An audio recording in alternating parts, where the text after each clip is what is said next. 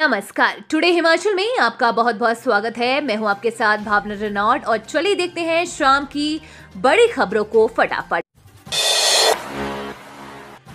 अडानी ने बीते साल के मुकाबले 15 रुपए किलो गिराए दाम, खरीद शुरू। हिमाचल में सेब खरीद करने वाली सबसे बड़ी company Adani agro fresh limited ने बीते सालों के मुकाबले इस सीजन के लिए सेब खरीद के दाम रिकॉर्ड 15 रुपए किलो तक गिरा दिए हैं।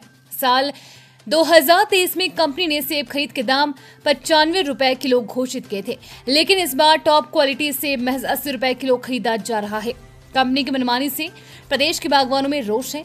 मंडियों में इन दिनों बढ़िया किस्म के सेब का औसत रेट 120 से 140 रुपए किलो चल रहा है।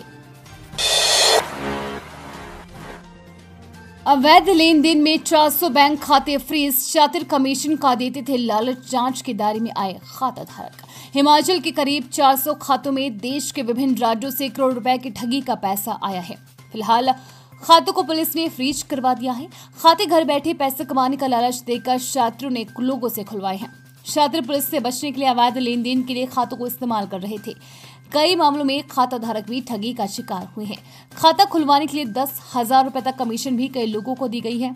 कमीशन मिलने से खुश व्यक्ति ने तुरंत खाता खुलवाकर शातिरों के हवाले कर दिया। खाता के विवरण के साथ एटीएम भी उन्हें सौंप दिया।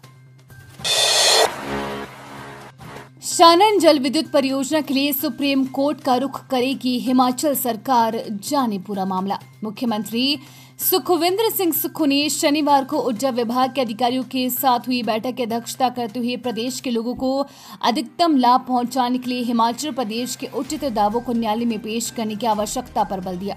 उन्होंने कहा कि जोगिंद्रनगर में 110 मेगावाट की शानन जल विद्युत परियोजना को हिमाचल प्रदेश को सौंपा जाना चाहिए, क्योंकि पंजाब के पक्ष में इस परियोजना की पट्टा अवधि समाप्त हो चुकी है।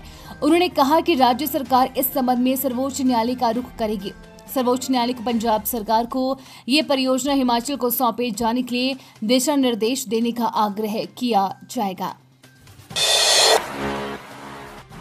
सरकार ने भूमि अर्जन पुनर्वासन के लिए दी मंजूरी, ये गांव आएंगे एयरपोर्ट विस्तारीकरण की जद में।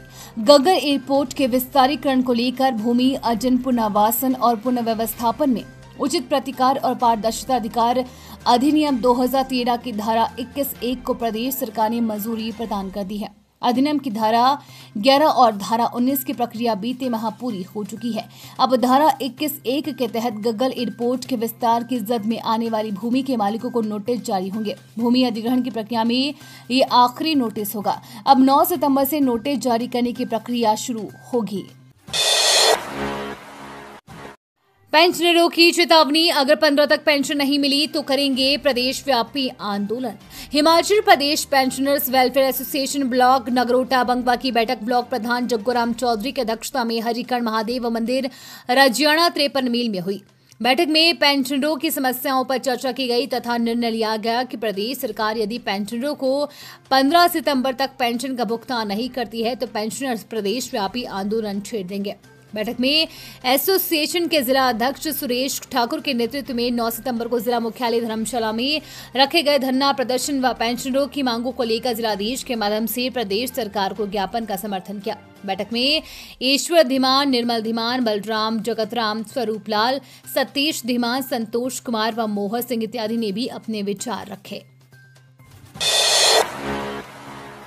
शिक्षा निदेशालय की मंजूरी बिना बाहरी गतिविधियों में नहीं लगेगी स्कूली शिक्षकों की ड्यूटियां। उच्च शिक्षा निदेशालय की मंजूरी बिना बाहरी गतिविधियों में स्कूली शिक्षकों की ड्यूटियां नहीं लगेंगी। निदेशालय ने बिना पूर्व सूचना के शिक्षकों के स्कूलों से गैरहाजिर रहने पर कड़ा संज्ञान लिया है। शनिवार को सभी जिला उप निदेशकों को निर्देश जारी करते हुए कोताही बरतने पर कार्रवाई के प्रति चेताया है। उच्च शिक्षा निदेशक डॉक्टर अमरजीत कुमार शर्मा ने बताया कि राज्य में शिक्षण कर्मचारियों के प्रबंधन के संबंध में महत्वपूर्ण निर्देश जारी किया गया है। उन्होंने कहा कि निदेशालय से पूर्व अनुमति प्राप्त किए बिना बाहरी गतिविधियों के लिए शिक्षण कर्मचारियों को भेजने की प्रथा गलत है। हिट एंड रन मामला, शिमला में तेज रफ्तार गाड़ी ने युवती को मारी टक्कर, चालक फरार। ढली थाना के तहत एक युवती को एक तेज रफ्तार वाहन ने टक्कर मार दी और चालक मौके से वाहन लेकर फरार हो गया है। यह हादसा उस समय पेश आया जब एक युवती अपनी सहेली के साथ ढली टनल से संजौली की ओर आ रही थी और इसी दौरान एक कार ने उसे टक्कर मारकर चोटिल कर दिया है। पुलिस में दर्ज रिपोर्ट में जिया धोंटा पुत्री सोमराज धोंटा निवासी गांव बजोहर डाका घर बघा तहसील कोटखाई जिला शिमला ने बताया कि जब वह अपनी दोस्त सिमरन के साथ ढली टनल से संजौली चौक की तरफ जा रही थी तो ढली की ओर से एक सफेद रंग की गाड़ी आई, जिसके चालक ने उसे टक्कर मार दी और कार को संजौली की तरफ भगा लिया। इस हादसे में उसे चोटें आई हैं। हिमाचल में खिलाड़ियों की डाइट मनी बढ़ी, अब 120 के बजाय मिलेंगे इतने रुपए, अधिसूचना जारी। हिमाचल में स्कूलों की अंडर 14 खेलकूद प्रतियोगिता में खिलाड़ियों को अब 250 रुपए डाइट मनी मिलेगी। सरकार ने डाइट मनी 120 से 250 रुपए का अधिसूचना जारी कर दी है। प्रारंभिक शिक्षा निदेशालय ने जिला अधिकारियों को नई व्यवस्था लागू करने के निर्देश दिए हैं। डाइट में अब पनीर और केला भी शामिल किया गया है। एक दिन में 3 समय के भोजन पर 250 रुपए खर्च होंगे। अंडर 14 आयु वर्ग की खेलकूद प्रतियोगिता में खिलाड़ियों को क्या भोजन दिया जाएगा, इसे तय करने के लिए 5 सदस्यीय कमेटी गठित करने को कहा गया है।